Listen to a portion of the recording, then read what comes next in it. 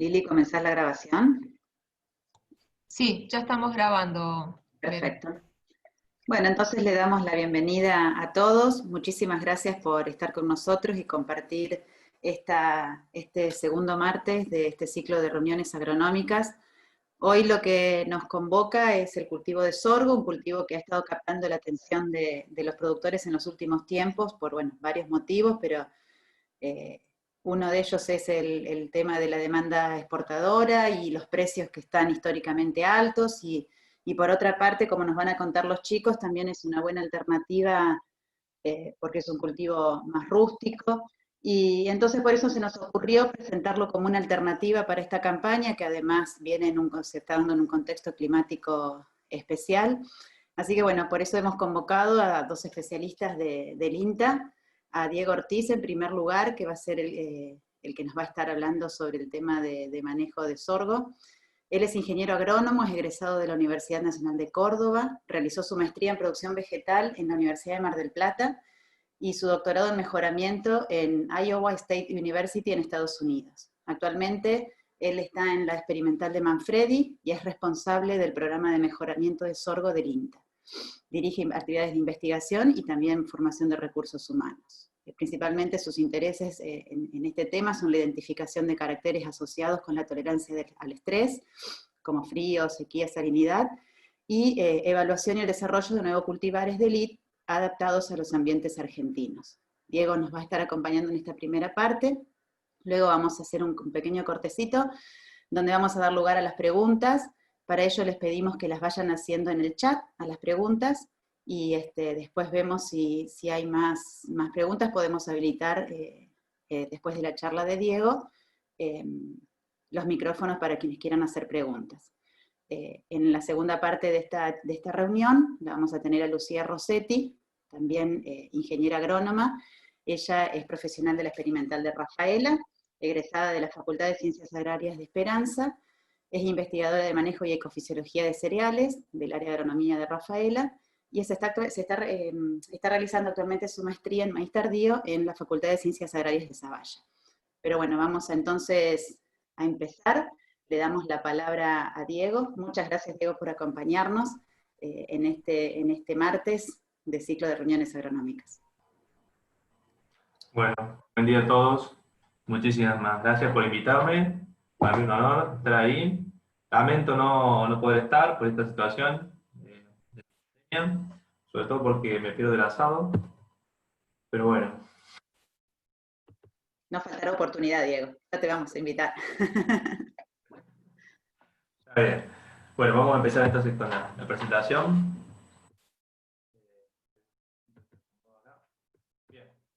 Bien. Bueno, entonces hemos titulado esta charla Sorgo, una oportunidad para la campaña 2021. Muy bien introdujo ahí Verónica, hay unas condiciones, hay una situación particular de este año que ha despertado el interés de mucha gente por el sorgo. Y bueno, me pone muy contento, obviamente. ¿Por qué producir sorgo? Saben, el sorgo es un cultivo rústico de gran adaptabilidad a suelos de baja fertilidad, salinos e inundables. Esto hace que presente menores riesgos en la producción bajo condiciones climáticas adversas. Entre otras cosas, tiene una mayor capacidad de absorción de humedad del suelo y mayor eficiencia en la utilización de agua que el maíz. Esto, en términos generales, hace a este cultivo más estable, ¿no? Además, en el contexto actual, donde China incrementó sus compras a Estados Unidos y eso tracciona la compra a otros orígenes, esto es muy importante. Bueno, actualmente tiene muy buen precio, llegó a estar a $180 la tonelada en Rosario y da buenos márgenes de rentabilidad en relación a ingresos-costos. Un poco el planteo que me gustaría que charlemos hoy es que esta idea que tenemos del sorgo como un cultivo rústico es válida, pero dado el contexto actual, ¿por qué no cambiar un poco esa visión que tenemos del sorgo y tratar de darle las mejores condiciones para ver que el sorgo responde a manejo, responde a la fertilización, responde a un buen lote, ¿sí? y tratar de subir el rendimiento en este año en el que están dadas todas las condiciones para que hagamos el mejor manejo. Bueno, un poco de cómo hacía la tendencia en sorgo, un poco de historia. El sorgo fue muy importante en los años 70, llegó a tener 3 millones de hectáreas sembradas. Esa fue la época de oro del sorgo, y desde mediados y finales de los 80 bajó drásticamente para estabilizarse alrededor de las 700.000 hectáreas en Argentina. Si bien hubo un repunte en el año 2012-2013, llegó a tener 1.200.000, después volvió a caer drásticamente, y la campaña pasada llegó a tener 500.000 hectáreas. Este año, con todo el interés que está teniendo, vuelve a tener un repunte en la superficie sembrada. Me puse a explorar un poco cómo es la región de la que estamos hablando hoy, norte de Santa Fe. La campaña pasada realmente fue una de las zonas que más se sembró sorgo. O sea que es el lugar donde hay que hablar de sorgo. En San Cristóbal se llegaron a sembrar 20.000 hectáreas. En el departamento se dan 4.800 hectáreas. Una zona, junto con el este de Córdoba y con Entre Ríos, es una zona donde ha tenido mucho interés el sorgo. Ahora bien, cuando vemos los rendimientos de esta zona, vemos que no son los más altos del país. Para Cristóbal 4.500, para Castellanos 4.800, estos son rendimientos medios. Obviamente que va a haber productores que han tenido 7.000 y algunos otros que pueden haber tenido promedio por departamento. Y más hacia el sur de Santa Fe, norte de Buenos Aires, tenemos los rendimientos más altos, donde llegan a haber promedios por departamento de 8.000 kilos. O sea, interesantes el año pasado. Y bueno, un poco explorando esta zona, yo tengo este mapa que se hizo hace más de 30 años de la región sorguera de maíz, y dije, bueno, estamos en la región centro. ¿Qué deberíamos esperar para esta zona de Santa Fe? Bueno, en ese momento la isoieta era de 800 milímetros y la isoterma de 20 grados, ¿sí? Para esta región. Datos más actuales de temperatura y de humedad, estos promedios de los últimos 10 años creo que es, tenemos la isoieta de 1000 milímetros. O sea, es una zona que en los últimos años ha incrementado la cantidad de aguas. Si bien estos son las historias promedio, no es el caso para este año, que un poco más lo va a desarrollar Lucía. O sea, tenemos más humedad en esta región comparado con años atrás, y tenemos las isotermas de 24 y 26, o sea, se ha transformado en los últimos años en una zona más húmeda y más calurosa. Pero bueno, ¿cuánto rinde el sorgo? Y esa es una pregunta muy importante para estimar, para hacer nuestros cálculos económicos y nuestras decisiones de manejo. En sorgo, en ensayos de rendimientos controlados, se ha llegado a los 14.000 y 15.000 kilos. ¿Sí? Pero este es un rendimiento potencial con condiciones muy controladas en microparcelas.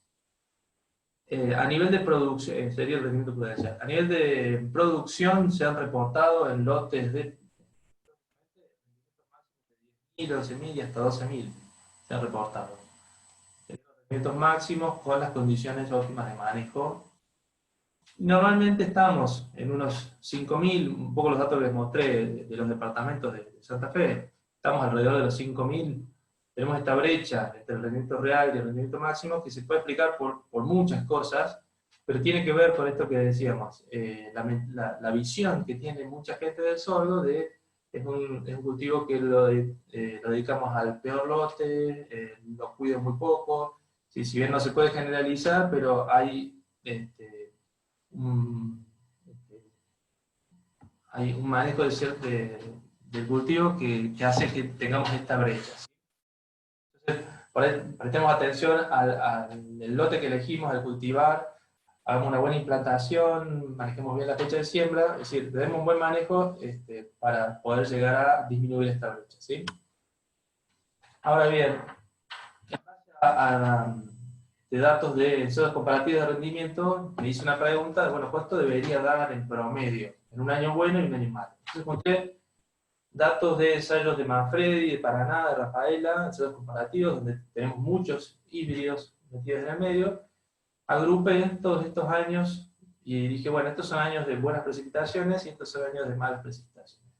En promedio, este es un resumen que se ve acá a la derecha, en promedio nos debería dar en un año bueno unos 8.000 kilos, pero con un rango de variación importante. Ustedes ven que llega hasta los kilos, y por debajo unos 5.000 kilos, un año bueno. Eso es variabilidad genotípica.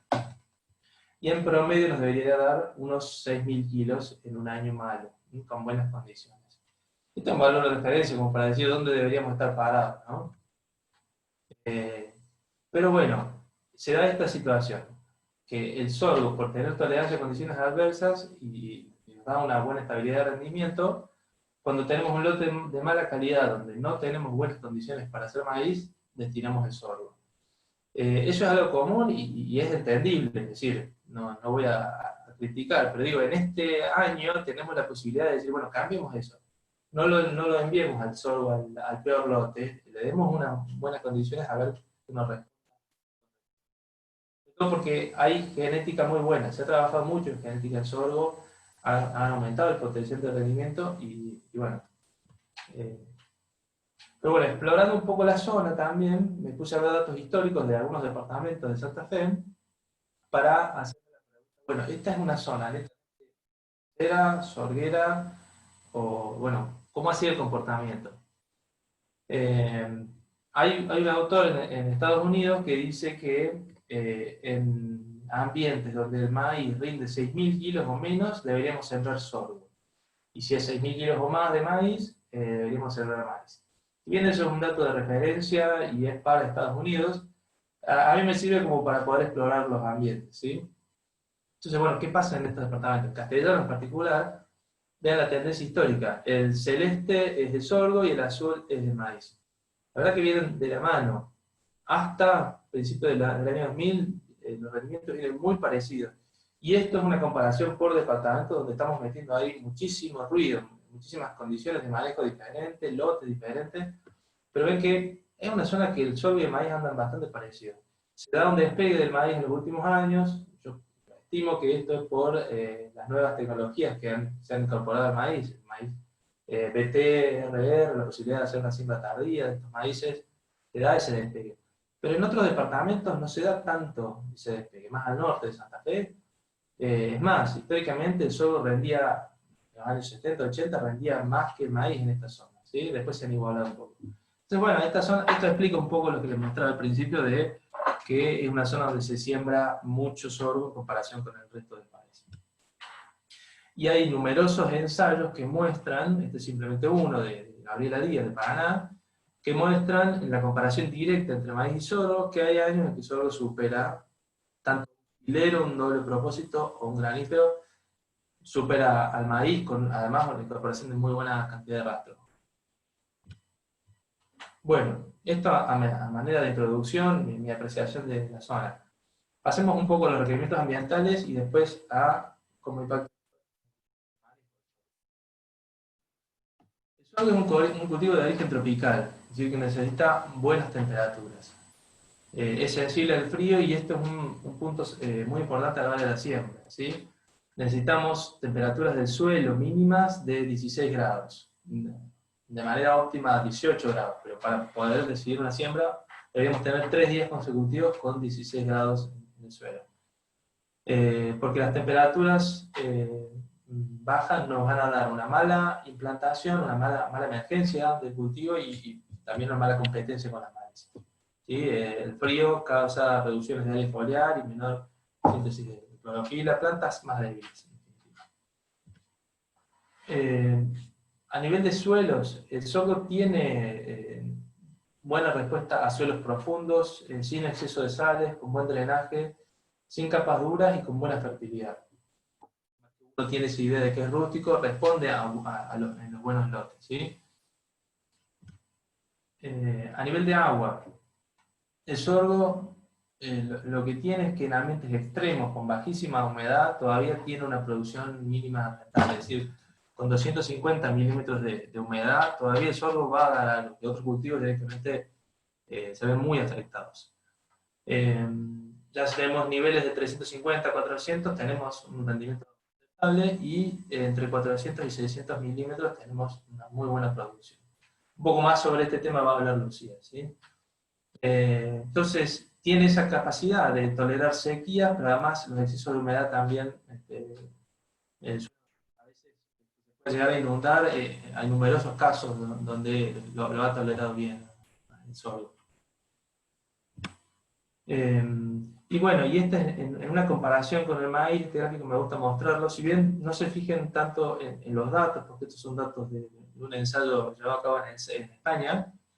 Lo que quiero mostrar acá es cómo, ante disminuciones de la humedad disponible, la respuesta del sorgo y del maíz es diferente. Los puntos negros son los del sorgo y los puntos vacíos son los de maíz. Ven que con óptimas condiciones de humedad, el rendimiento es superior al maíz al de sorgo. A medida que va bajando esa disponibilidad de humedad, se cruza. El sorgo mantiene buenos rendimientos y el maíz se cae drásticamente.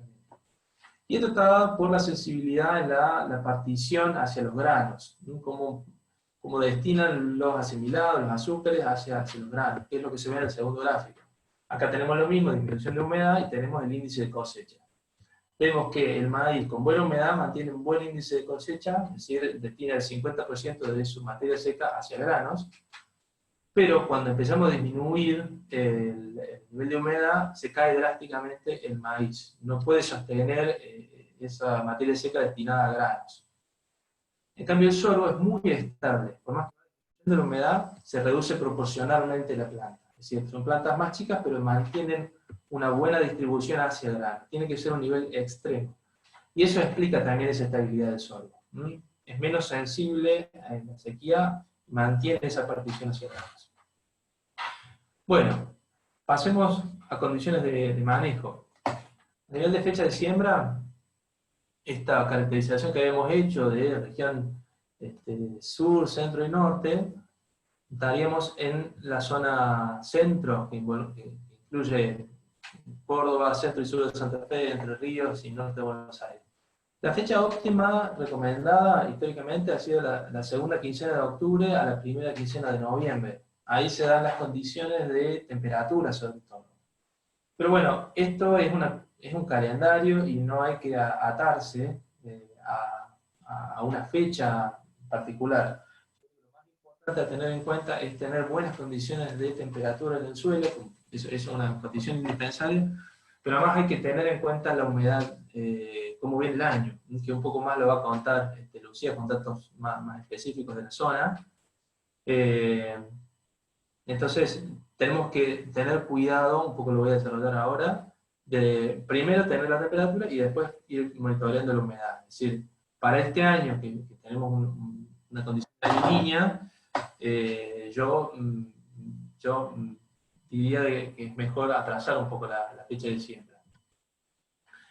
Es decir, la fecha de siembra óptima con humedad, lo que tenemos es una situación como esta. Este es simplemente un resumen de datos climáticos de Manfredi de varios años, y tenemos una fecha óptima de principios de noviembre. Vemos cómo la floración, este punto de floración cae en el momento óptimo de alta radiación y temperatura. Eso nos genera muy buen crecimiento en la floración, muy buena fijación de granos, y nos va a dar un óptimo nivel de un óptimo rendimiento. A medida que nos vamos atrasando en la fecha de siembra, hacia diciembre, esa fecha de floración cae en un momento donde cae mucho más rápido la radiación que la temperatura, tenemos menor radiación, y obviamente eso va a repercutir en el crecimiento alrededor de la floración y una menor partición hacia granos. Es decir, estas son las condiciones normales de una fecha de siembra temprana, donde tenemos al principio una baja intercepción de radiación, pero tenemos unas altísimas tasas de crecimiento de floración y llenado de granos, una siembra temprana, y eso nos da una buena duración de etapa y un buen índice de cosecha. Entonces, en una siembra temprana, normalmente tenemos sorgos más intermedios o largos, ciclos más intermedios o largos, que pueden aprovechar todo el ciclo y nos dan un buen rendimiento. Y en una siembra tardía tenemos una alta intercepción inicial, cubre rápido el suelo, pero bajamos las tasas de crecimiento de floración y en el llenado y tenemos una menor partición. Perdón. Y además tenemos el inconveniente de las enfermedades de fin de ciclo. Entonces, normalmente lo que hacemos es usar un ciclo un poco más corto para no tener problemas hacia el final del ciclo de cultivo. Esto, en teoría, con buenas condiciones de humedad. Ahora, en un año como el nuestro, tengo un ensayo que hice en Manfredi, donde le puse un mismo sorgo en 3 fechas de siembra y en 2 condiciones, en riego y en secano. Esto que les decía de las fechas sembranas, con riego se ve claramente. Se ve claramente como tenemos un altísimo potencial en una siembra de octubre y va disminuyendo a la medida que nos vamos atrasando en la fecha. Pero esta es la situación que se nos puede dar este año. En octubre, si tenemos baja humedad y encima esa baja humedad se mantiene hacia enero, nos puede perjudicar una siembra demasiado temprana. O sea, yo sería más conservador y me iría más hacia principios de octubre, de noviembre, para tratar de aprovechar las lluvias que puedan llegar más adelante. Bueno, a nivel de ciclo, hablé de los distintos ciclos que tenemos. Lo primero que quiero mostrar es las distintas etapas que tenemos en el cultivo y cómo cada una de estas etapas va a estar afectando un componente del rendimiento diferente, ¿sí? Tenemos el stand de plantas que se define en la siembra, el número de panojas por planta, que sería el número de macollos en definitiva, y el número de granos por panoja, y finalmente el peso de grano. Ven como cada uno de estos componentes se van definiendo en distintos momentos. Y entonces, tenemos 2 momentos que son críticos en el cultivo. El primero es la siembra. Una calidad de siembra es fundamental porque nos va a estar afectando ese stand de plantas, y tengan en cuenta que el sorgo es un mal competidor con las malezas. O sea que si tenemos una mala emergencia de cultivo, podemos tener muchos problemas de malezas. Y además, si tenemos muchos baches, una emergencia de pareja en definitiva, vamos a generar mayor cantidad de macollos. Si bien el macollo nos puede salvar en esa situación, en general no queremos que haya tanto macollo porque va a tener una altura diferente de la planta, que complica la cosecha, nos puede traer, florece más tarde, entonces nos puede dar, aumentar la humedad del grano en la cosecha, porque más tarde, incluso enfermedades de fin de ciclo nos puede traer. Entonces, hay que tratar de tener una muy buena implantación para evitar esos desfasajes que se nos dan con los márgenes. Y la segunda etapa es la floración, donde definimos el número de granos. Un poco ya lo vimos con la fecha de siembra. Tratemos de ubicar esa floración en el momento óptimo de radiación, de temperatura y de humedad para tratar de garantizar la mayor cantidad de número de granos, que es lo que en definitiva más nos impacta en el rendimiento. Otro aspecto a tener en cuenta es que a la medida que elegimos un ciclo más largo, acá lo que ven en este eje son los días de floración, vamos a tener plantas más altas, los ciclos más largos suelen ser más altos, y mayor producción de materia seca total. Eso en un planteo, por ejemplo, un sorgo doble propósito, nosotros queremos tener mucha más biomasa, ¿sí? Pero ojo, porque en la medida que tenemos sorgos más altos, la proporción de la biomasa que va hacia granos va disminuyendo. Un sorgo más alto va a tener una menor proporción. Esto de manera más simple se puede representar así. Tenemos un ciclo corto donde tenemos una planta más baja con mucha proporción de esa biomasa que va hacia grano, ¿sí? Y tenemos un ciclo más largo donde, si bien tiene buen rendimiento en grano, la proporción de ese grano en relación a la materia seca total es más baja. Entonces, esto en un planteo de un sorgo para aprovechamiento propio, de alimentación animal, tengamos en cuenta esto en un doble propósito, porque un ciclo más largo nos va a dar más biomasa, pero quizás con menor proporción de grano. Y un poco resumiendo lo que les decía al principio en el gráfico de ciclo de los distintos componentes, estos son datos de Rafaela, datos de Villar. Lo que tenemos acá son, para los distintos colores representan los ciclos de sorgo. Un ciclo corto en verde, en azul, un intermedio en rojo y un largo en verde. Y la relación entre el número de granos y el rendimiento. Ustedes ven que a la medida que tenemos más número de granos, tenemos más rendimiento, y en general, en un año bueno, estos son datos de años de buena disponibilidad de humedad, Los ciclos largos van a tener mayor número de grano y por lo tanto mayor rendimiento. No se da tanto esa relación con peso. No hay una gran relación con el peso, sino que lo más importante es el número. Y acá lo ven representado de la misma manera. Cuando vemos el ciclo, a medida que tenemos un ciclo más largo de emergencia a madurez fisiológica, tenemos más potencial de rendimiento. A nivel de densidad, vamos a tratar de ir ajustando la densidad en relación al ciclo. Esto especialmente es importante en un año donde tenemos alguna restricción de agua, porque los ciclos más largos tardan más en llegar a floración, consumen más agua. Tenemos que tener cuidado porque puede llegar a floración con baja disponibilidad de humedad y estaremos afectando el número de granos. Entonces, en términos generales, un ciclo corto vamos a ir hacia una densidad más alta. Si tenemos buena humedad, 260, 280.000 plantas.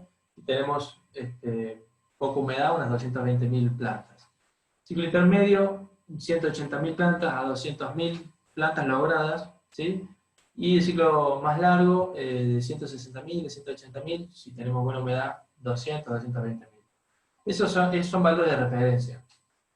Yo hablaba con Lucía ayer, que me dijera más o menos en la zona si están en estos rendimientos. En general usan más tirando a estas densidades, 220.000, con los ciclos que están manejando.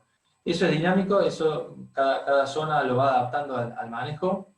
El tema que hay que tener en cuenta es que si nos pasamos de la densidad, algún problema, como les decía, en el consumo de agua inicial y podríamos estar afectando el rendimiento. Estos son datos de Gabriela Díaz, donde en un año normal, en la medida que aumentamos la densidad, tenemos una buena respuesta en rendimiento. Pero en un año seco, pueden ver acá, pasamos de 80 a 150.000 a 210.000, la densidad más alta nos consumió mucha agua inicialmente y terminó penalizando el rendimiento, tenemos menos rendimiento. Entonces hay que tener cuidado de no pasarse con la densidad. Y bueno, y estos son datos locales míos, de un ensayo que hice también hace unos años. Lo que ven acá son dos ciclos, un ciclo corto, los puntos en negro, y un ciclo amarillo, un ciclo largo, los puntos en amarillo. Simplemente lo que quiero mostrar acá es que los ciclos cortos son un poco más, son menos elásticos en la respuesta a la densidad.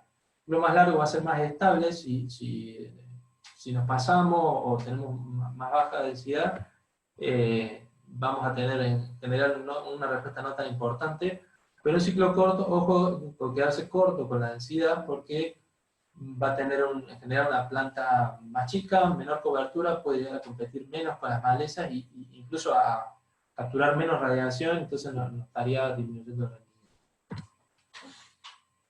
A nivel de fertilización, esto es importante tener un balance, manejarnos con balance, hacer mediciones, muestreos de suelo para ajustar nuestra fertilización. El sorgo tiene valores, requerimientos similares al maíz. Estas tablas, hay distintas tablas. Esta tabla toma como valor de cantidad extraída de nitrógeno, 26 kilos por tonelada. Hay algunas otras tablas que hablan de 30 kilos por tonelada. Yo tomé esta como ejemplo. Con un objetivo de 6.000 para un año, para esta zona, lo tomé como les decía, ese valor inicial que habíamos dicho, para un año bueno 8.000, para un año más seco 6.000 kilos. Bueno, uno puede hacer ese balance en función a estos requerimientos, pero obviamente el ajuste lo vamos a terminar haciendo con el análisis de suelo, con lo que tengamos en el suelo. Y tengamos en cuenta que el cultivo de sorgo tiene una gran capacidad de exportar esos granos, ¿sí? de esos nutrientes. Y nos deja un rastrojo también con muy buena calidad. Hay diferentes curvas de respuesta a nitrógeno. Estos son datos más del sur de Buenos Aires.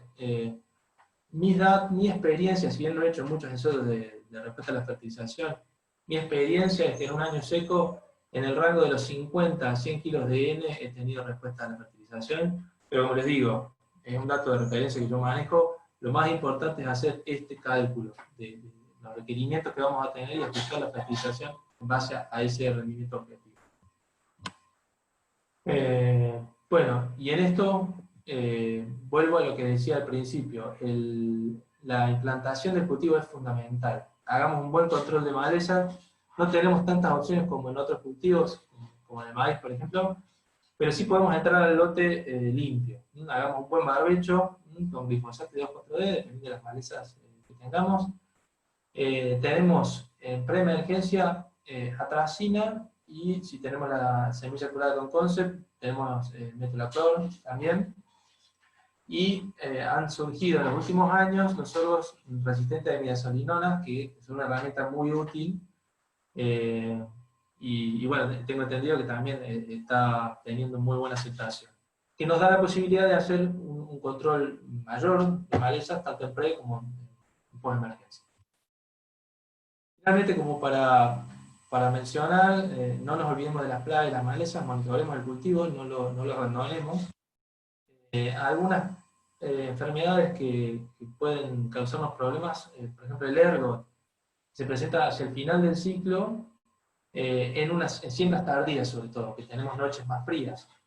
Se presenta en la floración y el hongo impide la producción de grano. Es una enfermedad que tendrá su gran impacto, empezó hace unos 20 años, y es algo que hay que tener en cuenta. En definitiva, el manejo es tener semillas de calidad y tratar de no demorarnos mucho en la siembra. El mildio también es una enfermedad que se presenta desde hace mucho. Tenemos un ataque sistémico, como vemos acá con estas bandas cloróticas en la hoja, y otro local con unas manchas más reducidas en las partes de las hojas más basales. En general no se hacen aplicaciones para el mildio. De nuevo, la genética, busquemos sorgos que sean sanos, y semilla también curada con buen manejo de rastrojo, con rotaciones, para evitar problemas con el mildio. La podredumbre basal nos va a dar, los hongos del suelo nos van a dar un vuelco. En general se da en condiciones de sequía en postfloración. En este caso es bueno controlar algunas plagas como los pulgones, que nos favorecen la aparición de estas podredumbres basales, y materiales que tengan buen stay green. Eso también nos va a ayudar porque mantienen la fotosíntesis por más tiempo y impiden el avance de los hongos en la parte basal de los planos. El pulgón es algo que siempre hay que tener en cuenta, el pulgón verde de los cereales. En general hay resistencia genética, hay que buscar materiales que tengan un buen comportamiento a pulgón. Y bueno, presenta estos daños directos generados por áreas necróticas y la inyección de saliva tóxica.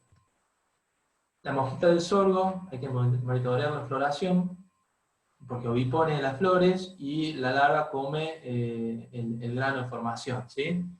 Entonces, esto hay que monitorearlo al principio de la floración. Si tenemos un 20-30% de las plantas en floración y encontramos una mosquita por panoja, ahí se dan las condiciones como para el nivel de daño económico y tendremos que aplicar. Y bueno, y el barrenador del tallo es un problema que se da en estos años, sobre todo por la presencia de los maíces BT. El sorgo funciona como un refugio, ¿sí?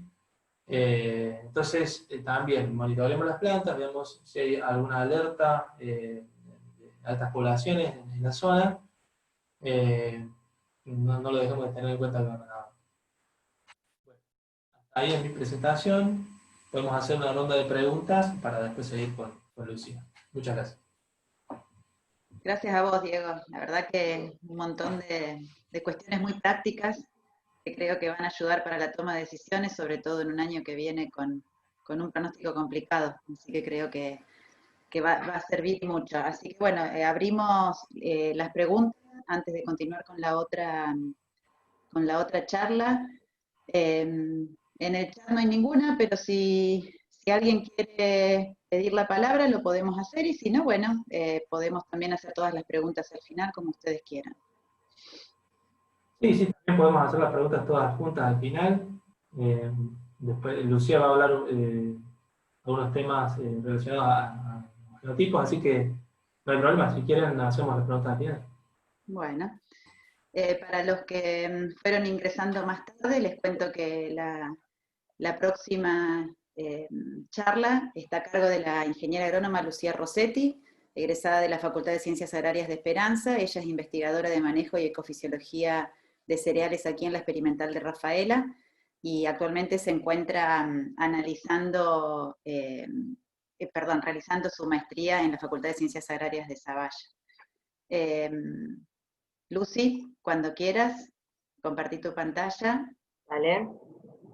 Buen día a todos. ¿Cómo están? ¿Ah? ¿Se ve bien? Perfecto.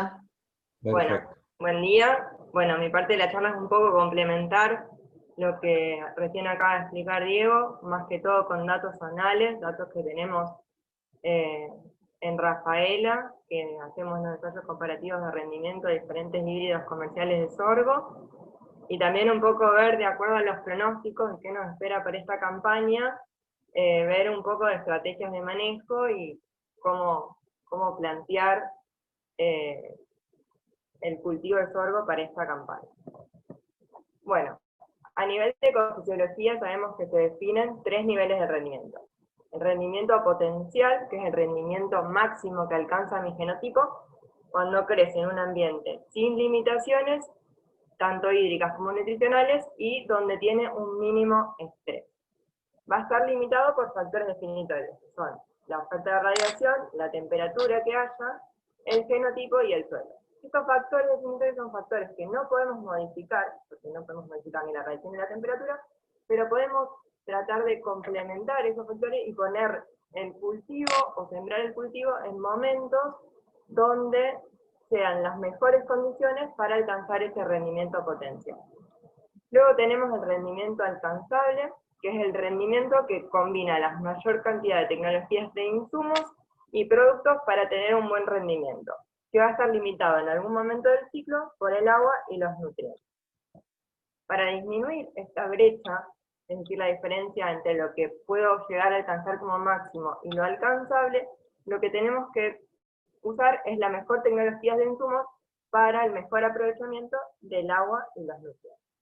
Y por último tenemos el rendimiento logrado, que es el rendimiento que alcanza el productor, y que está limitado, se ve disminuido por los factores reductores, que son la incidencia de malezas, insectos y enfermedades.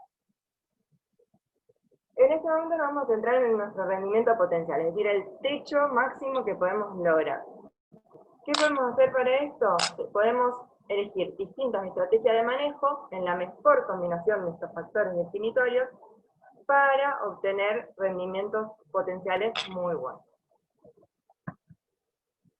De acuerdo a los pronósticos que estamos teniendo y cómo vemos la campaña 2021, lo que vamos a optar por hacer es un planteo defensivo, que a lo largo de la charla vamos a ver en qué consiste. ¿Qué esperamos para la campaña 2021? Bueno, como venimos viendo, para el trimestre de octubre, noviembre y diciembre, dentro del área de la región centro de Santa Fe, podemos ver que las precipitaciones que se esperan son inferiores a las normales y las temperaturas superiores a las normales. Por lo tanto, vamos a tener un trimestre de escasas precipitaciones y temperaturas por sobre las normales. Además, si observamos en este mapa el estado de las reservas hídricas en el suelo al 29 de septiembre, podemos ver que para nuestra región se encuentra en color naranja, así que indica que es sequía, es decir, que estamos con escasa agua dentro del perfil. Cuando nos vamos a los pronósticos o a los modelos predictivos, podemos ver dentro de los modelos IRI y CPC que tenemos niveles de anomalía entre 0,5 y -1. ¿Esto qué indica? Que tenemos eventos niña débil, o pronósticos de eventos de niña débil a niña moderado. Es decir, que vamos a tener una sequía. Lo vemos en este gráfico de barro. Podemos ver que para el trimestre de octubre, noviembre y diciembre, la barra azul indica que hay un 79% de probabilidad de que tengamos un evento niño. Y esto, si lo vamos viendo, la barra azul continúa en lo que resta de la primavera y principios de verano. ya a fines de verano podemos ver que se empieza a ver la barra gris que indica un año neutro. Pero lo que vamos a tener que tener en cuenta es que vamos a tener un año de escasas precipitaciones, con evento niño. Entonces, de esa manera, teniendo en cuenta todo esto, vamos a plantear una estrategia defensiva. Lo primero que tenemos que tener en cuenta es la fecha de siembra. Una correcta elección de la fecha de siembra. Como dijo Diego antes, la temperatura del suelo es muy importante a la hora de tener una buena implantación y una buena emergencia del cultivo. Sabemos que la temperatura del suelo debe ser entre 15 y 18 grados para el sorgo, por lo tanto hay que tener mucho cuidado si realizamos fechas de siembras muy tempranas, como ahora a fines de octubre. Para la zona, la fecha de siembra óptima es alrededor en los primeros días de noviembre, hasta, podemos estirarnos un poco más, donde la temperatura del suelo es adecuada. Otro factor muy importante a considerar es el periodo libre de heladas, ya que si nos extendemos mucho en la siembra, generalmente no deberíamos extendernos hasta más de mediados de diciembre, corremos el riesgo de que haya una helada temprana o que también tengamos ataques de escotera durante el mes de enero. Acá vemos la caracterización de la condición climática de Rafaela para los meses de septiembre hasta mayo. Tenemos las temperaturas máximas, mínimas y medias y la radiación.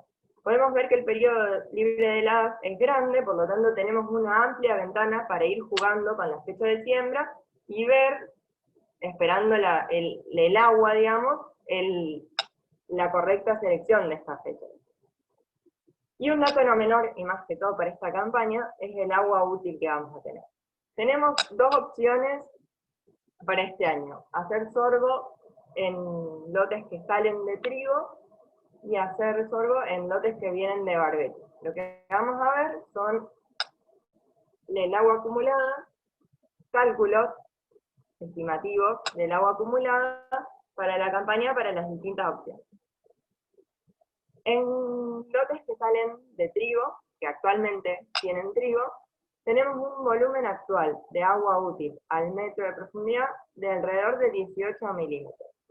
Considerando que quedan alrededor de 30 días para la finalización del cultivo, asumiendo una evapotranspiración potencial promedio de 2,7 milímetros y un coeficiente del cultivo de 0,8, que es un promedio entre 0,11 y 0,4, que es de antesis a cosecha, vemos que nuestro requerimiento del cultivo hasta el final del cultivo es de casi 57 milímetros. Entonces, descontándole los 18 que tenemos al metro de profundidad, aún nos faltan 39 milímetros para poder satisfacer la demanda del trigo. Además, podemos ver que la napa se encuentra a más de 3 metros, 3 metros 10 alrededor, por lo tanto no podemos contar con el aporte de la napa.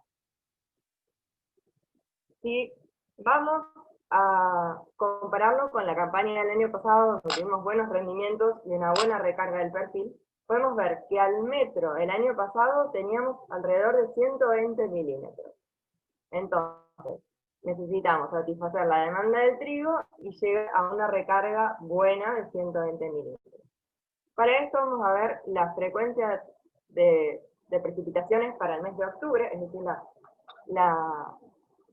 cuánto puede llegar a llover en el mes de octubre. Podemos ver que la frecuencia de precipitación es entre 100 y 100 milímetros, 50 y 100 milímetros. Por lo tanto, si fuese un año normal y lloviese lo que tendría que llover como frecuencia, no llegaríamos todavía a satisfacer la demanda de una buena recarga del perfil. Si nos vamos a la frecuencia para el mes de noviembre, podemos ver que es una frecuencia bimodal. O sea, que la frecuencia es que llueva entre 70 y 130 milímetros. Por lo tanto, considerando el volumen que tenemos actualmente de 18 milímetros, la demanda evaporativa que va a tener el cultivo de trigo y la recarga adecuada del perfil, podemos decir que necesitamos una precipitación efectiva necesaria para alcanzar el mismo valor que la campaña pasada de 159 milímetros. Pero no toda la precipitación que cae infiltra sobre el suelo y nos sirve. Por lo tanto, utilizando el método de USA, podemos, a través de un coeficiente, calcular la precipitación necesaria, es decir, que necesitamos alrededor de 250 milímetros para llegar a la misma condición que teníamos el año pasado, en un lote que sale de trigo. Cuando hablamos de un lote que está en barbecho, la cosa cambia un poco, siempre considerando que el lote se encuentra limpio de malezas y que está en buen estado. Entonces, podemos observar el mismo cálculo, el volumen a julio al metro de profundidad de agua útil era de 73 milímetros. Considerando una evaporación superficial de 16 milímetros, podemos ver que dentro de todo estamos mejor que en el lote de trigo. Nuevamente, no tenemos el aporte de la napa porque se encuentra a más de 3 metros de profundidad, y las lluvias que sucedieron entre julio, agosto y septiembre, que fueron de 21,2 milímetros en total, no son consideradas porque las estimamos como evaporadas. Nuevamente, para llegar al agua útil que teníamos el año pasado, al metro de 120 milímetros, y considerando las mismas frecuencias de lluvia, necesitamos una precipitación efectiva de 63 milímetros. Esto que quiere decir que la precipitación necesaria es de 76 milímetros, un poco menor a la estimada para el lote de trigo. Por lo tanto, es importante conocer que en cualquiera de los casos, empezamos la campaña con un déficit hídrico, no solo de precipitaciones, sino dentro del suelo, dentro del perfil del suelo. Por lo tanto, es importante seleccionar híbridos que sean estables en ambientes con limitaciones. En este caso, hablamos de limitaciones hídricas. En este gráfico tenemos 20 campañas, esto es para el anomalía Niño 3.4. En el cuadrado vemos los eventos Niño. Si superan el valor de anomalía de 0,5 tenemos eventos Niño, y si bajamos hacia valores menores a 0,5, es la ocurrencia de eventos Niño. Los primeros años, y en los cuadraditos que están sobre cada campaña, tenemos los rendimientos medios de los ensayos comparativos de rendimiento de sorgo de la localidad de Rafaela. En líneas generales podemos ver que en los primeros años los eventos fueron más que todo niños, y se observa que los años niños rindieron más que los años niños, pero también tuvieron más probabilidad de ocurrencia. Los últimos años esta tendencia comienza a cambiar, más que todo lo se asocia a variaciones ligadas al agua en el perfil del suelo.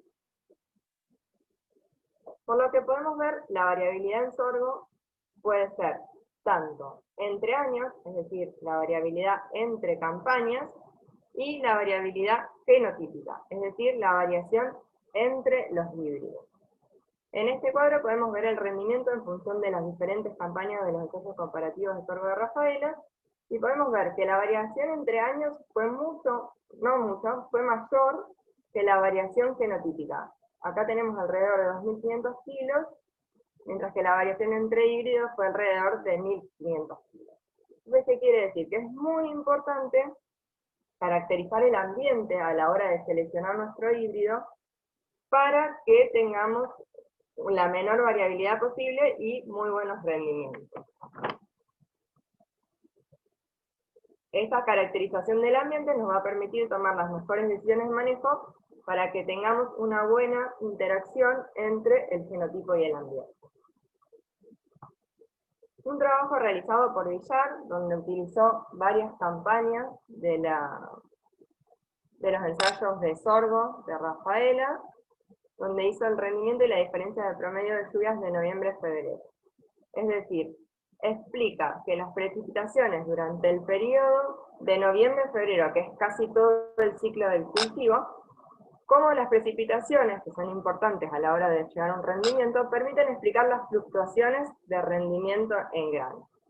Los rendimientos potenciales se logran cuando las precipitaciones varían entre más y menos del 10% con respecto a los registros normales de la época, que para Rafaela son alrededor de 450 milímetros.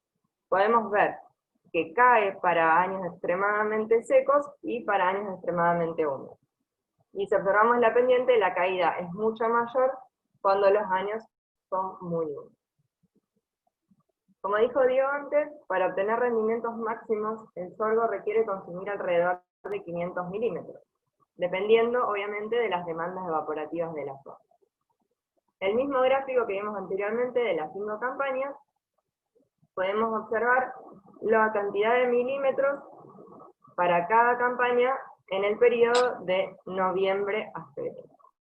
Podemos ver que 3 de las campañas, 15-16, 16-17 y 18-19, superaron a la media de noviembre-febrero. Por lo tanto, las precipitaciones excedieron a las normales y la mayor cantidad de agua no se tradujo en incremento de rendimiento, sino que al contrario, redujo estos rendimientos. Un caso particular lo tuvimos en el año 2017-18, donde tuvimos un total de 202 milímetros. ¿Qué quiere decir? Que es un 55% menor a la lluvia promedio para noviembre y febrero. Pero los rendimientos fueron casi de 6.000 kilos. Esto se asocia mucho a que en ese año teníamos la napa a 58 centímetros del suelo, y además comenzábamos la campaña con 281 milímetros en el perfil del suelo. Por lo tanto, esto explicó los buenos rendimientos. Para la campaña 2019-2020, donde obtuvimos rendimientos de cerca de 6.500 kilos, podemos ver que tuvimos unas lluvias de 508 milímetros durante todo el ciclo del cultivo. Entonces podemos observar que los rendimientos fueron muy buenos porque se ubicó con un 12,8% más que la lluvia promedio de noviembre-febrero. Por lo tanto, estuvo dentro de los valores normales y eso hizo que tenga buenos rendimientos, además de que se dieron las condiciones. Así que vamos a hablar un poco de esta campaña que pasó. La campaña 2019-2020 se evaluaron 12 híbridos comerciales, se sembró el 8 de noviembre con una densidad de 230 plantas por hectárea. Se hizo una fertilización fraccionada de 100 kilos de nitrógeno por hectárea a la siembra, al costado y por debajo de la semilla, con urea, y luego se complementó con 50 kilos de nitrógeno al boleo con urea también, en el estadio de B5-B6. Se cosechó el 8 de abril. ¿Cómo fueron las condiciones? Previo a la siembra tuvimos buenas lluvias, por lo tanto, como mencionamos antes, hubo una buena recarga del perfil. Tuvimos 175 milímetros al 1,5 metros de profundidad.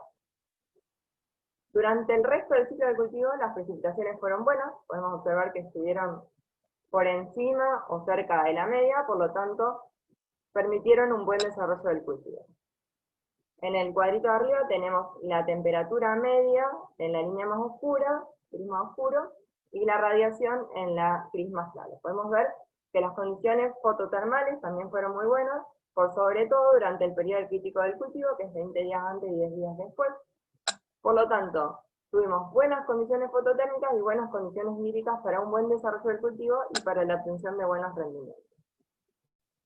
Cuando vamos a los resultados finales, tuvimos un rendimiento medio de 6.500 kilos por hectárea, ya tenemos los 12 materiales. El potencial máximo de rendimiento fue de 8.840 kilos por hectárea y el mínimo fue de 5.200, que tampoco es un rendimiento malo para la zona. La mitad de los cultivos estuvieron por encima de la media y los otros estuvieron cerca de la media. El potencial más alto superó en un 32% a la media del ensayo.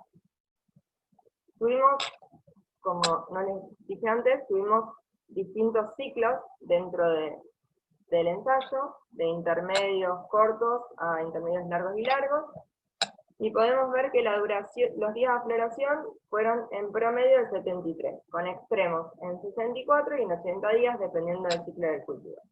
Y tuvimos un ciclo promedio total de 119 días, también con extremos entre 120 y 114 días. La excepción de la panoja alcanzó los 11 centímetros en promedio y tuvimos daños entre leves y altos causados por pasto. La idea sería también observar cómo los híbridos se comportan en ambientes contrastantes. Es decir, cómo es el comportamiento genotípico de los distintos híbridos en ambientes contrastantes. En este caso, utilizamos para comparar 6 híbridos porque son los que se repetían en las 3 campañas. Muchas veces tenemos dificultad de hacer estas comparaciones porque no siempre los híbridos se repiten en las campañas. Entonces, lo pudimos hacer con estos 6 híbridos. Presentamos 3 ambientes. Un año de bajo potencial, un año malo, un año seco pero con napa. No tenemos para presentar un año seco sin napa, porque no tenemos esos datos, pero tenemos el del año seco con napa. Y un año de alto potencial. Y así podemos ver el rendimiento en función de los ambientes. Podemos ver que el material Spring T60 se comportó bien o tuvo buena performance en los 3 ambientes. A su vez podemos ver que el material Summer 2 se comporta bien en ambientes de años de bajo potencial o secos y cae un poquito el rendimiento en años de alto potencial. AK563 y Spring 360 se comportaron bien en ambientes restrictivos. IPS55 tuvo buen comportamiento en los años secos. Por lo tanto, podemos ver que el comportamiento genotípico va variando de acuerdo al ambiente. Por eso es muy importante tener los datos de las distintas campañas para ir comparando de acuerdo al año o al ambiente que vayamos a tener. Entonces, una vez que hayamos elegido la correcta fecha de siembra, el híbrido que es más estable al ambiente que tengo, a la restricción que tenga, tengo que tener en cuenta un buen control de malezas. Como dijo Diego antes, el sorgo es un mal competidor en los primeros estadios con las malezas. Por lo tanto, es importante sembrar en el suelo lo más limpio posible y mantenerlo limpio los primeros 30 o 40 días cuando el sorgo ya comienza a ser un buen competidor y comienza a cubrir el suelo. Ante los pronósticos que tenemos, se recomienda utilizar densidades moderadas para tener un mejor potencial de rendimiento. Bueno, para ir terminando, como consideraciones finales, hay que analizar cada situación en particular. La situación Rafaela no va a ser la misma que San Justo o en otro lado donde por ahí llovió un poquito más. Por lo tanto, hay que analizar cada situación en particular y en base a eso y a los pronósticos, hacer buenos planteos agronómicos y también de acuerdo a mi ambiente. Se recomienda realizar mucho las mediciones de humedad para ver cómo arrancamos la campaña y qué estrategias decidir a partir de allí. Hoy en día el sorgo es una alternativa, es un buen año para hacer sorgo, como dijo antes Diego, tiene buena tolerancia a la sequía, por lo tanto, de acuerdo a los pronósticos que estamos teniendo y a lo que se viene, es una buena alternativa. Realizar una correcta elección del momento de siembra, en este caso esperar a una lluvia, primero tener una buena temperatura del suelo, y esperar una lluvia para que haya una buena implantación y no una implantación despareja. Y por último, utilizar híbridos de buen comportamiento en ambientes restrictivos. En este caso, como dije antes, en restricciones hídricas. Bueno, muchas gracias, y quería agradecer al equipo de agronomía, que gracias a ellos es posible hacer todos los ensayos, y en épocas como esta, la verdad que fueron de gran ayuda. Así que muchas gracias. Gracias a vos, Lucy.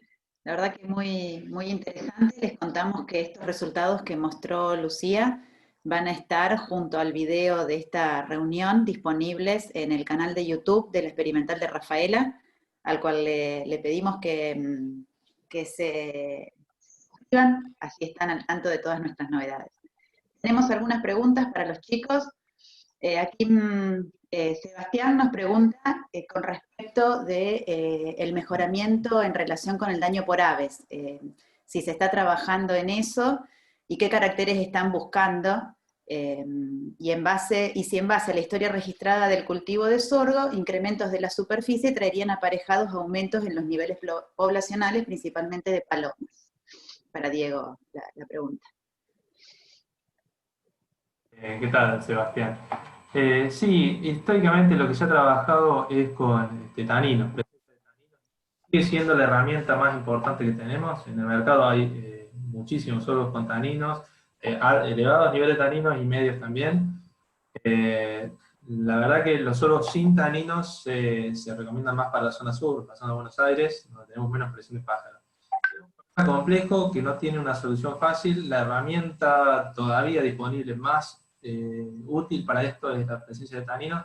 Bien, en el programa de mejoramiento se probó con aristas, todos con aristas que impiden un poco, incomodan un poco al pájaro. La herramienta más importante sigue siendo y bueno, seguimos trabajando con eso en el programa de mejoramiento. La verdad que es un problema complejo.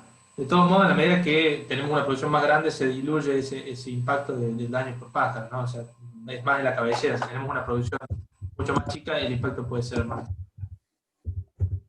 Bueno, muchas gracias, Diego. Otra pregunta de Juan con respecto de la fertilización y considerando el año, si conviene hacer una fertilización de arranque y luego refertilizar o hacer la fertilización toda al inicio del cultivo. No sé quién de los dos quiere responder. Diego.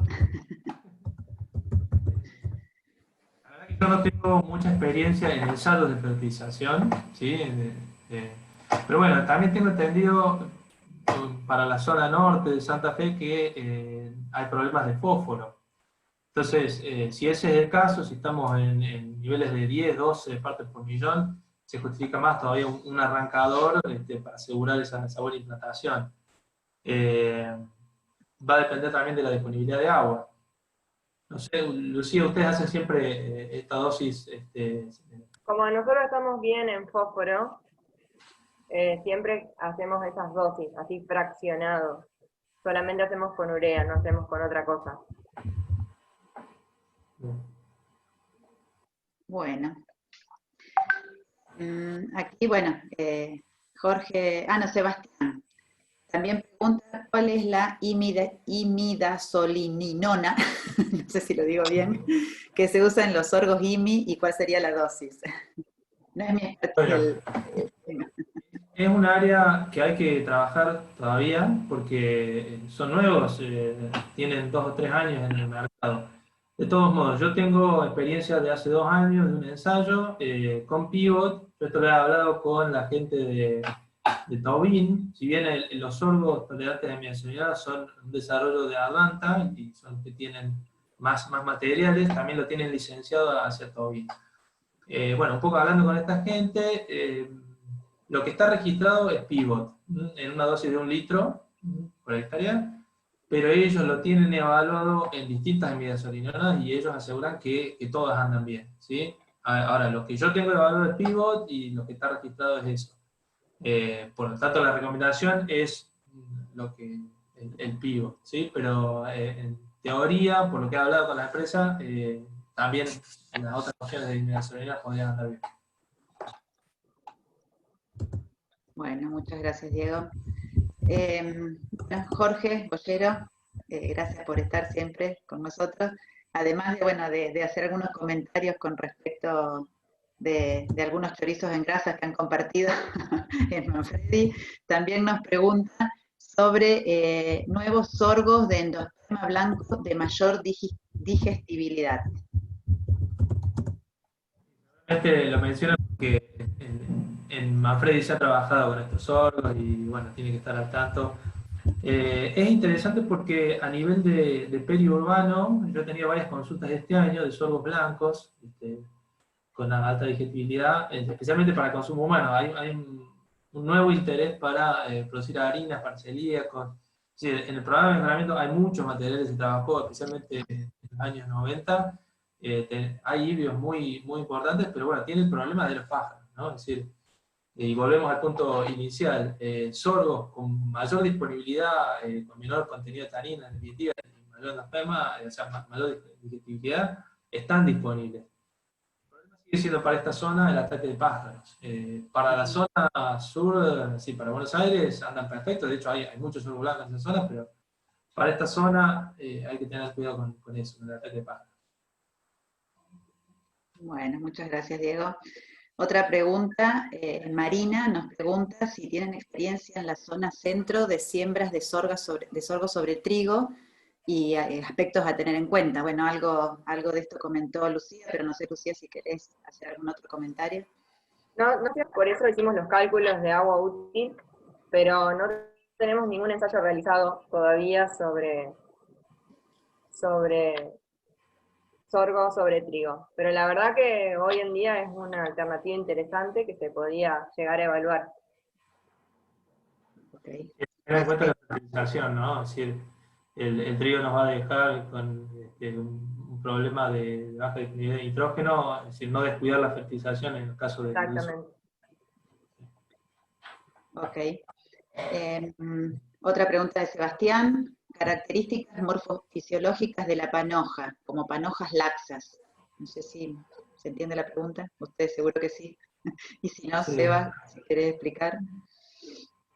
Sí, ¿Puede ser para daño de pájaros? No.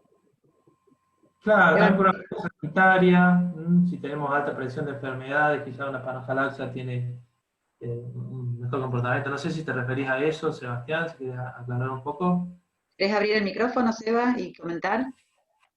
Dale, buenos días, muy buenas charlas para ambos. Sí, efectivamente, porque hay algunos trabajos principalmente hechos por Burcher allá por la década del 80, que hablan de que las panojas laxas, las panojas por ahí más compactas, tienen algún grado de tolerancia al daño por palomas principalmente. Y después con estas cuestiones de los vaivenes que tienen los daños por aves, se dejó de investigar y no sabía si se sigue investigando o hay alguna actualización en ese sentido, o una caracterización de los híbridos en base a la densidad de granos por panoja. Bien. La verdad que no sé si se sigue el tema. Nosotros en el programa últimamente no estamos trabajando en eso, pero bueno, lo tomo, me parece súper interesante lo que estás diciendo. De todos modos, bueno, el problema sigue siendo grave, ¿no? O sea, es un problema nacional el tema de aves y una cosa, es decir, a nivel genético es interesante seguirlo trabajando, ¿sí? Pero lo que podemos hacer también es tener más cuidado a nivel de la cosecha, es decir, no demorar demasiado la cosecha, porque en la medida que nos demoramos le damos más tiempo al pájaro, ¿sí? Si tenemos una alta presión lo podemos llegar a secar, le aplicamos un glifosato o algún desecante, para apurar llegar a la humedad adecuada y cosecharlo antes para disminuir el impacto del pájaro, ¿sí? Es un problema complicado los pájaros. Tal cual. Bueno. Muchas gracias, Diego. Ahí tenés otra pregunta de Amalí Mancha, Sí, que sí, está ya relacionada al vamos a mismo llegar. tema. Tenemos otras antes. Sí, ahí lo veo. Sí, vuelvo a repetir, es un problema grave. Los taninos son la alternativa más importante que tenemos. Y vuelvo a repetir, si tenemos alta presión, adelantemos la cosecha, tratemos de hacer un buen manejo para tener todo el cultivo uniforme y a tiempo para poder disminuir ese daño del pájaro. Ok. Tenemos otra pregunta de Julio con respecto de la distancia de siembra. ¿Cuál es la recomendable? Si 52 o 40, sembrando a fin de octubre. Nosotros no tenemos experiencia en siembras menores a 52, generalmente hacemos 52, no sé, Diego, si ustedes tienen experiencia ya. En general, y hay estudios de Andrade para distintos cultivos, y en este caso lo mismo se mantiene. Cuando tenemos un ambiente limitante en la captura de la radiación, vamos a tener respuesta al comportamiento de las hileras. En zona más al sur, donde tenemos un periodo de crecimiento más corto, un periodo libre de edad más corto, ahí vamos a tener mayor respuesta al acortamiento de hileras. En este caso, en esta zona, el único momento donde yo vería alguna respuesta importante sería en una siembra muy tardía, donde estamos justamente acortando ese ciclo, y quizás con un ciclo de cultivo más corto, ahí yo vería alguna respuesta. Si bien no tengo datos, no lo he medido en esa zona, yo esto es una especulación, ¿no? Yo no vería demasiada respuesta en una situación normal de siembra al acortamiento de hileras. Bueno, seguimos. Acá hay otra pregunta sobre el tema de fertilizaciones. Marina pregunta con respecto de la zona de San Justo. Nos comenta que hay niveles bastante bajos en fósforos y se podría usar en la línea y cuánto habría que dosificar. Yo en la línea no recomendaría usar nada. Sí. Yo tampoco recomendaría. Acostado y abajo. Sí, costado de abajo, lo mismo. En la línea no. Ok. Después tenemos otra pregunta de Lucas con respecto, es también con respecto del distanciamiento, especialmente en cuanto a rendimiento. Si separar entre surcos 52 versus 35. Y ahí Amarí cuenta que la experiencia. Claro, que aumenta un poquito. Dice, Pero nuestras experiencias en distanciamiento es casi indistinto, aumenta un poquito a 0,42, pero es muy fino. Amalí está en la experimental de Oliveros, si la conocen. Así que nos hace ese comentario y nos ayuda a responder la pregunta. Además, bueno, les comento que las están viendo los comentarios, pero muchas felicitaciones y comentarios acerca de la calidad de las presentaciones y agradecimientos. Si no tenemos ninguna otra pregunta, no sé si... Sobre la tasa de ganancia. Perdón, de Amalí, sí. Sí, bueno, en este momento no me lo acuerdo, les pido disculpas, pero está documentado. Después te lo paso si querés por mail al dato. Pero bueno, hay estudios que comparan la tasa de ganancia de sorgo versus la de maíz, y obviamente la de maíz es muy superior. Pero también hay que tener en cuenta el nivel de recursos que se destina al mejoramiento de maíz versus el de sorgo.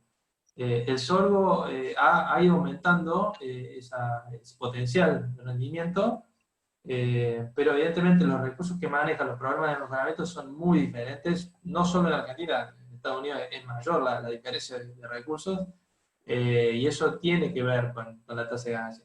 Y hay otro fenómeno que se da tanto en Argentina como en Texas, que ha habido ese corrimiento del sorgo, que antes se hacía, incluso en Texas se hacía bajo riego, el sorgo, y ahora se ha corrido hacia zonas más marginales. Entonces, ese potencial que siempre se da, porque los programas de mejoramiento aumentan el potencial, al final no se ve, no impacta en los rendimientos porque el sorgo cada vez se destina a zonas más marginales, o sea, no puede expresar ese potencial. Entonces, está esa idea de que el sorgo no avanza, de que no rinde, pero bueno, se da esa cuestión de que se destina a lotes malos y ambientes más secos, ¿no? Ok. Bueno, les comentamos ya para ir finalizando, en la próxima sesión de estas reuniones vamos a tener en este ciclo de reuniones agronómicas la charla de cosecha de trigo y elección de cultivares. Así que bueno, los esperamos a todos. Gracias Diego, gracias Lucía, gracias a todos los participantes. Quiero también aprovechar para agradecerles a la gente que está detrás de bambalinas para toda esta movida que nos toca con la virtualidad, a Lucrecia, a Cristian, que son nuestros comunicadores, a Liliana Franco, que es quien nos asiste siempre con la cuestión informática, a Marcela Gallardo, que también estuvo colaborando, y a todos quienes hacen posible, como decía Lucía, tanto del área de agronomía como de toda la experimental, que hacen posible que podamos brindar esta información a todos ustedes y ayudarlos de alguna manera en la toma de decisiones. Así que bueno, muchísimas gracias a todos. No sé, Diego, Lucía, si quieren hacer un último comentario y ya vamos despidiéndonos.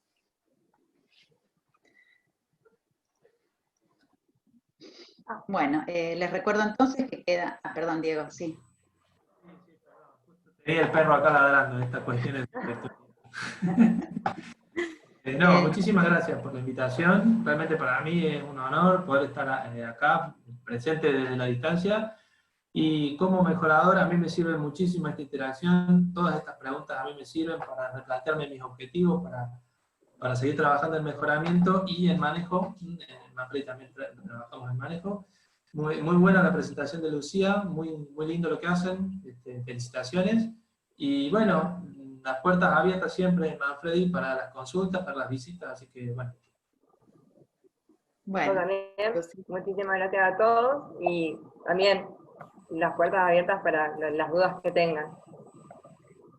bueno, les recordamos entonces que este video queda en el canal de YouTube de La Experimental, suscríbanse, y también el material de los datos de la del último ensayo comparativo va a estar también junto al video. Muchas gracias a todos y que tengan muy buena semana. Gracias, hasta luego. Gracias.